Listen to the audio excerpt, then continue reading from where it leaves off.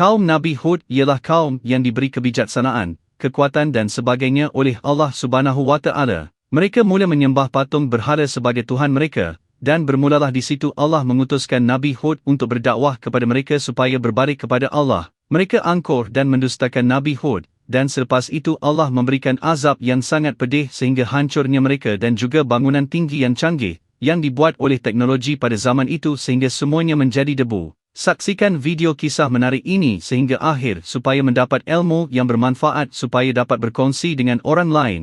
Jom kita buat pahala dengan berkongsi hal tersebut.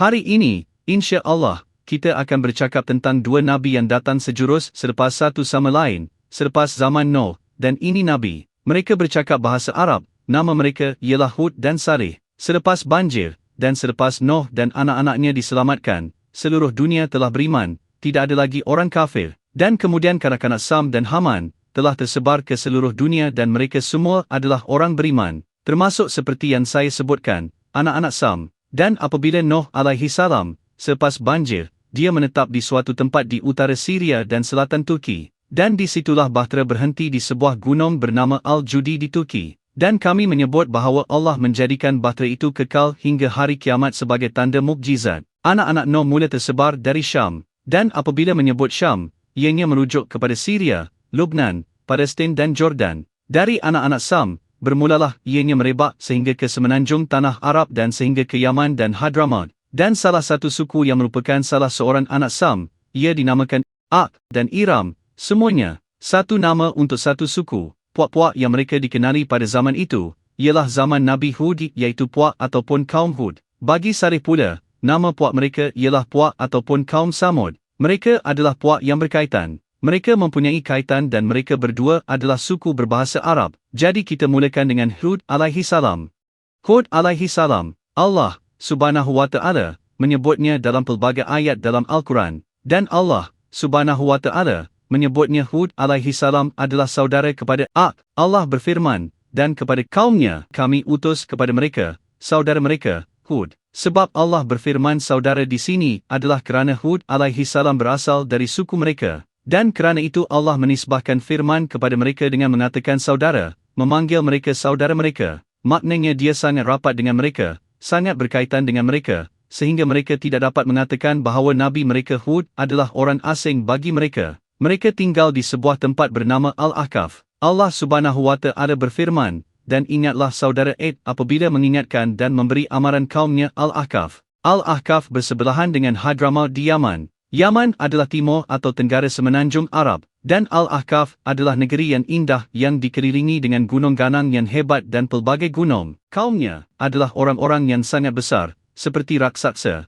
sangat kuat, sangat cekap, dan sangat pintar. Setiap Nabi yang diutus Allah Subhanahu wa Ta'ala, dia memberitahu umat mereka siapa mereka, dan mereka membesar bersama mereka. Jadi mereka belajar kejujuran, integriti, keikhlasan, kebenaran, budi pekerti, dan sebagainya. Jadi apabila Nabi Hud mula memberi mereka mesej, mereka tidak mempunyai alasan yang wajar untuk tidak beriman kepada Rasul ini atau mengingkarinya. Sama seperti Nuh alaihi salam, Hud alaihi salam juga mengajar manusia tentang menyembah Tuhan yang satu.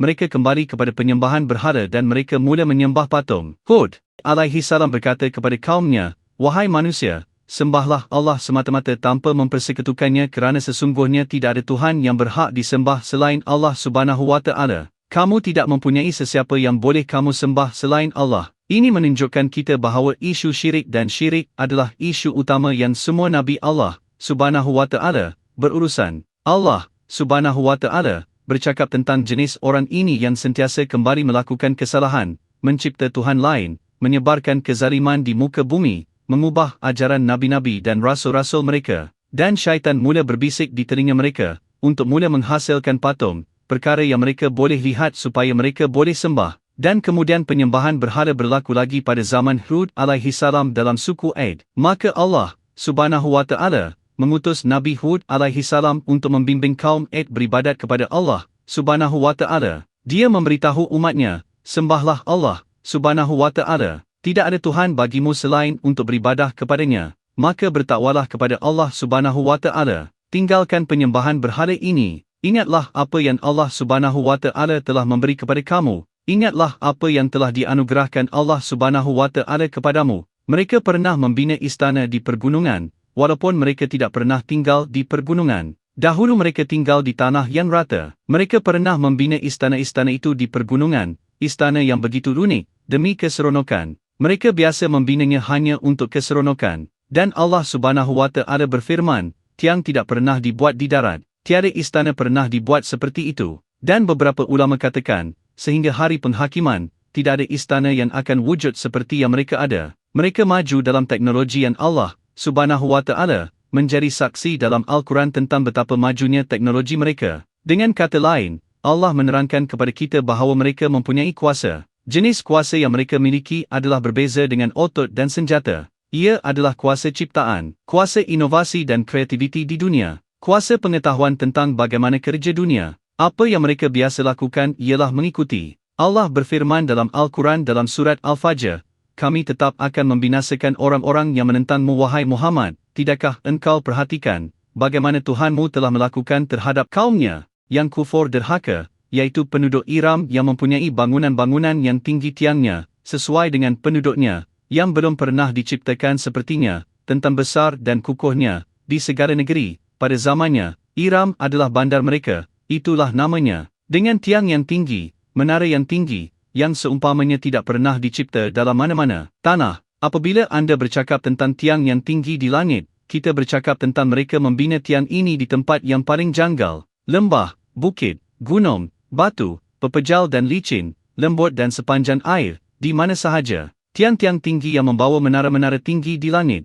Mereka adalah yang pertama dalam jenis kejuruteraan ini. Dan kerana itu, mengapa Allah menyebutnya? Kerana itu, mereka mempunyai rasa angkuh ini. Itu kerana ciptaan ini yang mereka ada dalam teknologi canggih. Mereka memerintah dunia. Mereka fikir inilah yang ada dalam kepada mereka. Mereka adalah penguasa. Mereka lebih hebat daripada orang lain. Allah berfirman, Surah Ash-Shura, patutkah kamu mendirikan pada tiap-tiap tempat yang tinggi bangunan-bangunan yang tersergam, padahal kamu tidak membuatnya dengan sesuatu tujuan yang baik, dan kamu pula bersusah payah mendirikan istana-istana dan benteng-benteng yang kukuh dengan harapan hendak kekal hidup selama-lamanya. Mereka membina istana di atas pergunungan, istana besar yang mereka tidak tinggal. Ia hanya diketahui bahawa gunung, rumah itu adalah untuk lelaki ini, itu rumah untuk lelaki itu, rumah itu untuk lelaki ini. Mereka tidak tinggal di dalamnya. Maka Allah berfirman, adakah kamu membina ini secara boros, rumah yang kamu tidak tinggali, kamu tidak tinggal di dalamnya dan kamu akan menjadikan tempat yang terlalu memanjakan sehingga kamu melupakan Allah Subhanahu wa Ta'ala. Dan di atas itu, ayat seterusnya berkata, dan kemudian di lembah kamu membina rumah-rumah kecil yang akan kamu diami, dengan cara yang kamu fikir kamu akan hidup selama-lamanya. Kamu telah mengambil rumah yang baik ini untuk diri kamu seolah-olah kamu akan hidup selama-lamanya. Allah Maha Besar. Jadi bayangkan rumah-rumah orang-orang ini, mereka memiliki gunung. Dan Allah Subhanahu wa Ta'ala menyebutkan, apa yang Allah anugerahkan kepada mereka dari kekuatan dan kuasa, mereka mempunyai segala-galanya. Mereka mempunyai istana, mereka mempunyai rumah, mereka mempunyai jalan yang luas, mereka mempunyai anak, mereka mempunyai kekayaan, mereka mempunyai rasa hormat, mereka mempunyai kekuatan, mereka mempunyai tentera, mereka mempunyai segala-galanya. Dalam dunia hari ini, kita mempunyai sistem ideologi yang sama yang mereka cuba manipulasi fikiran kita dan fikiran anak-anak kita di televisyen. Bahawa kuasa besar dunia, negara kuasa besar, mengapa mereka kuasa besar, apa yang menjadikan mereka kuasa besar, apabila anda melihat mendalam ke dalamnya, apakah itu? Ia adalah wang dan senjata dan teknologi. Wang, senjata dan teknologi menjadikan anda kuasa besar. Bagi saya, ini membuatkan anda, apa yang saya faham ini, ia tidak ada kaitan dengan moral. Ia tidak ada kaitan dengan kecerdasan sebenarnya. Ia tiada kaitan dengan mengetahui tujuan hidup anda. Apa yang kita lihat daripada ini adalah kekejaman, keganasan, memanipulasi, memecah belahkan manusia kepada dua golongan, golongan atasan dan golongan bawahan. Dan ia adalah sokongan kepada apa yang kita panggil hari ini ialah kapitalis. Kapitalisme, yang kuat memakan yang lemah tidak mempunyai pilihan di dunia ini, tidak mempunyai peluang. Kita bercakap tentang majoriti negara-negara miskin di dunia yang dimakan oleh apa yang dipanggil kuasa besar ini. Saya tidak akan masuk ke dalam kekejaman mereka apa yang dipanggil kuasa besar, tentang apa yang telah mereka lakukan selama beratus-ratus tahun, dan terutamanya sejak Perang Dunia Pertama sehingga hari ini. Adik-beradik, kaum Ad pun begitu. Dan kerana perasaan keunggulan ini, orang-orang ini tidak mempunyai kecerdasan. Mereka tidak mempunyai kesejahteraan moral, kuasa, kekuatan, kesihatan, kekayaan, keluarga, penghormatan, kehormatan, tamadun, pengetahuan. Mereka mempunyai semua itu. Maka Allah Subhanahu wa Ta'ala menghantar Nabi Hud untuk mengingatkan mereka. Alhamdulillah untuk apa Allah Subhanahu wa Ta'ala telah mengurniakan kepada kamu. Jangan mempersekutukan Allah Subhanahu wa Ta'ala. Bila dia datang kepada mereka dengan kenabian di kemudian hari dalam tahun-tahunnya, perkara pertama yang mereka lakukan ialah mereka mendustakannya dan mereka mendustakannya. Mengapa mereka menolaknya dan menolak peringatannya? Nombor 1, mereka diserang dengan penyakit keunggulan ini. Sekiranya mereka mengikutinya, itu bermakna bagi mereka bahawa mereka kini akan menjadi sama dengan orang lain. Pada saya, kisah Ad ini, walaupun tidak disebut namanya, tidak disebutkan penerangan tentang ideologi yang mereka ikuti, kerana ia tidak wujud pada masa itu, tetapi hari ini ia wujud. Ia adalah perkataan kapitalisme. Mereka adalah kapitalis. Dan orang-orang ini, mereka mempunyai idea tentang keunggulan dan rendah diri. Islam atau agama Allah Subhanahu wa Ta'ala, penyerahan kepada Tuhan, yang Hud datang kepada mereka, bermakna mereka haruslah sama darjat, sama dengan orang lain dan bahawa satu-satunya kelebihan anda adalah dalam mengikuti Tuhan anda, undang-undang dan kesejahteraan moral anda, keadilan anda, kesamarataan anda. Mereka tidak dapat menerima itu, maka mereka menjadikan nenek moyang mereka sebagai alasan. Inilah nenek moyang kita, inilah siapa kita. Mereka berkata, apakah kamu datang kepada kami untuk beribadah Allah semata-mata dan meninggalkan apa yang disembah oleh nenek moyang kami dahulu? Adakah kamu menyuruh kami menyembah Allah yang satu dan meninggalkan perkara-perkara ini, iaitu yang disembah oleh nenek moyang kita dahulu, ibadah Allah dan hanya Allah? Lalu bagaimana tanggap kaumnya? Mereka mula mengejek Hud alaihi salam. Cara Puak Noh pernah mengejek Noh, mereka pernah mengejeknya. Jadi mereka mula mempersendakan Nabi Hud. Takkan Allah hantar seseorang di sebelah kamu, Nabi Hud, siapa kamu untuk datang dan memberitahu kami apa yang perlu dilakukan? Tidakkah kamu boleh melihat kekuatan kami, tak boleh tengok kuasa kami? Tidakkah kamu melihat tamadun kita? Pemimpin kaumnya berkata, kami melihat kamu bodoh. Oh Hud, kami melihat kamu sebagai orang bodoh. Kami fikir anda penipu. Oh Hud, berhenti membuang masa anda. Sama ada anda memberi amaran kepada kami atau anda tidak memberi amaran kepada kami, ia tidak akan membawa apa-apa perbezaan kepada kami. Maka Allah berfirman, pernyataan-pernyataan ini telah diucapkan pada masa itu dan kamu tahu apa yang berlaku. Mereka berkata, kisah-kisah ini yang kamu ceritakan kepada kami tentang Noh, kerana dia memberitahu mereka bahawa kaum Noh alaihi salam telah musnah sebelum kamu. Dia berkata, ini adalah kisah-kisah tentang orang zaman dahulu.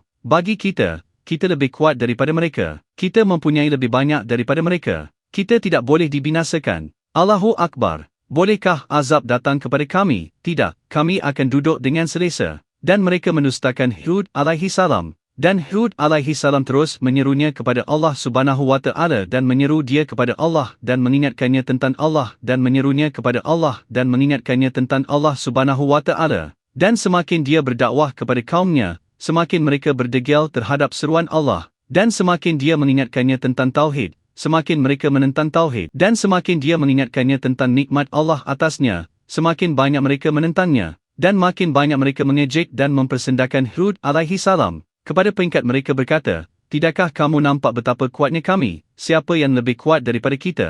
Maka pada akhirnya, mereka berkata kepadanya, jika kamu tidak meninggalkan kami, kami akan mencederakan kamu. Kami akan menyeksa kamu. Kami akan memusnahkan kamu. Maka kemudian Hud bertanya kepada Allah Subhanahu wa Ta'ala. Dia berkata, ya Allah, mereka telah menolak aku. Mereka telah menolak aku selama beberapa dekad. Akhirnya Allah Subhanahu wa Ta'ala menurunkan ayat dalam Al-Quran, bahawa dia akan menyeksa mereka dengan angin kencang, angin puting beliung dan tornado. Maka dia berkata demikian kepada mereka. Dia memberi amaran kepada mereka. Dia memberitahu mereka. Tetapi mereka berkata, engkau pendusta, bawalah hukuman ini kepada kami jika kamu orang yang benar. Di manakah ini? Tengok kami. Mereka mempunyai kebanggaan dalam bangunan dan kubu mereka. Bangunan mereka dan kubu-kubu mereka.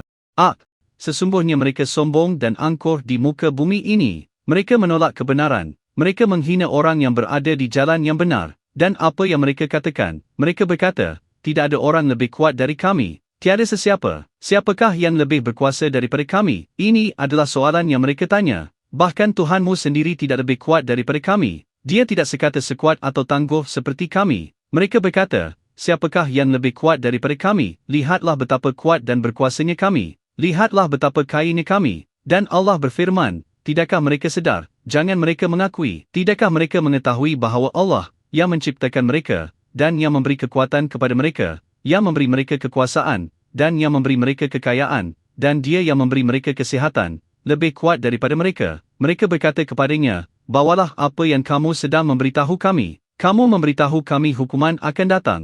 Ia tidak boleh datang. Bawakannya. Kami mahukannya. Maka sekarang Allah Subhanahu wa Ta'ala berfirman, Hud alaihi salam bangun di hadapan semua kaumnya dan dia berkata, wahai kaumku, aku membuat Allah menjadi saksi dan aku menjadikan kamu semua bersaksi bahawa aku bebas daripada semua itu yang telah kamu kaitkan sebagai perkongsian dengan Allah. Jadi sekarang jika kamu mahu merancang menentang aku, kamu semua berkumpul dan mari kita lihat apa yang kamu akan lakukan terhadap aku. Sekarang ini cabaran sebaliknya. Semuanya kamu. Perkara pertama yang aku ingin beritahu kamu adalah aku bebas daripada syirik yang kamu lakukan ini, dan sekarang aku telah memberitahu kamu bahawa aku mahu kamu menjadi saksi. Sekarang lakukan apa yang kamu mahu. Jom tengok. Sekarang ini adalah satu cabaran. Para utusan tidak pernah biasanya memberitahu orang ramai, lihat, datang serang saya. Dia berkata, marilah merancang melawan saya, kamu semua bersama-sama. Apabila kamu datang, kamu akan melihat apa yang akan berlaku.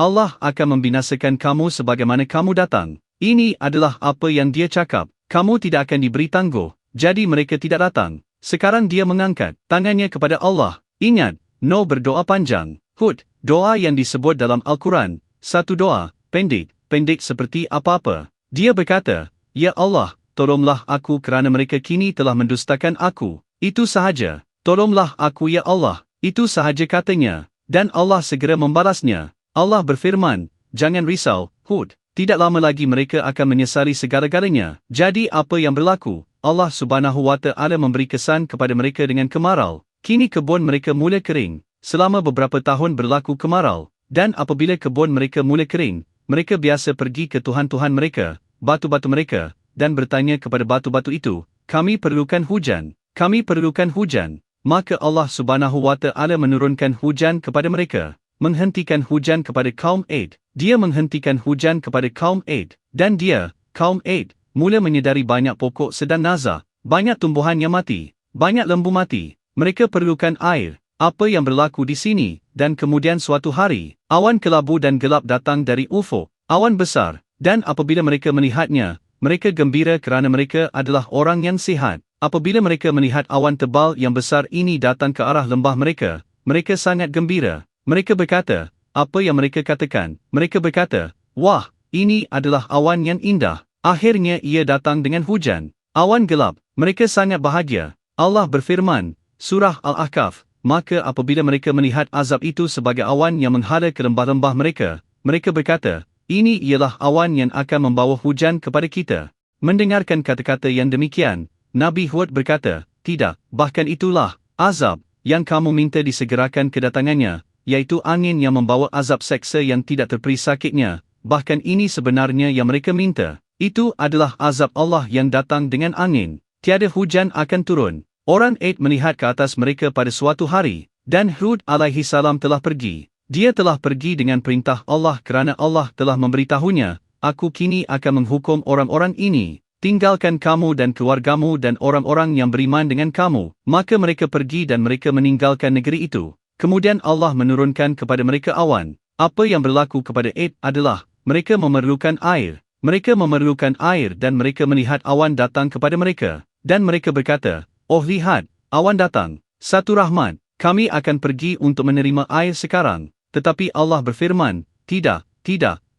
Ini adalah satu hukuman. Ini adalah awan yang membawa hukuman dan akan datang untuk menghukum kamu dengannya. Maka angin pun bermula iaitu puting beliung. Allahu Akbar, tiada apa yang boleh menghalangnya. Walaupun hari ini, daripada semua senjata dunia, tiada apa yang dapat menghalang puting beliung walaupun 1 minit. Ia menghapuskan bandar dalam sekelip mata. Macam itu sahaja. Allah berfirman, sebenarnya angin telah mengangkat manusia dari tanah. Ia membuatkan mereka terbang di udara. Jadi ia menyedot orang ramai dan juga dari dalam rumah mereka, dari tanah, dari mana sahaja mereka bersembunyi, seperti vakum iaitu mesin penyedot, mengangkat mereka ke udara, melambungkan mereka dan mereka jatuh ke muka mereka. Jadi mereka hancur, diangkat dan dihancurkan. Seluruh kota Ed telah musnah, rakyatnya dan pekan dan bandarnya. Angin ini membinasakan segala sesuatu dengan perintah Tuhannya. Angin ini memusnahkan segala-galanya. Semuanya atas kehendak Allah. Maka kaum Ed melihat ini. Mereka berlari ke istana mereka,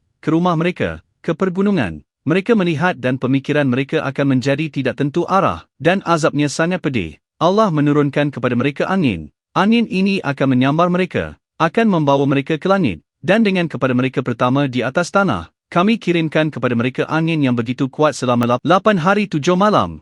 Dan angin itu memusnahkan segala-galanya, kemusnahan sepenuhnya, semuanya. Allah bertanya kepada Nabi Muhammad soalan. Dia berfirman, ini adalah yang paling berkuasa. Adakah anda melihat saki-baki mereka? Kamu sebenarnya tidak dapat menjumpai lagi tiang-tiang kaum Ed yang ditinggalkan. Dan beberapa kajian berkata, dari sebahagian ulama masa kini dan walaupun ulama bukan Islam, mereka mengatakan bahawa ini tiada lagi. Seperti anda tidak dapat mencari kewujudannya. Orang tidak tahu di mana orang zaman sekarang pun tidak tahu di mana kaum Ed sebenarnya tinggal. Tiada runtuhan kiri, tiada bangunan daripada mereka tinggal sama sekali. Hanya pasir dan padang pasir, bukit pasir dan padang pasir. Surah Al-Qamar. Demikian juga, kaum Ed telah mendustakan Rasulnya, lalu mereka dibinasakan. Maka perhatikanlah, bagaimana buruknya azabku dan kesan amaran-amaranku. Sesungguhnya kami telah menghantarkan kepada mereka angin ribut yang kencang, pada hari nahas yang berlanjutan, yang menumbangkan manusia gugur bergelimpangan, seolah-olah mereka batang-batang pohon kurma yang terbongkar. Maka perhatikanlah, bagaimana buruknya azabku dan kesan amaran-amaranku. Dan demi sesungguhnya, kami telah mudahkan Al-Quran untuk peringatan dan pengajaran.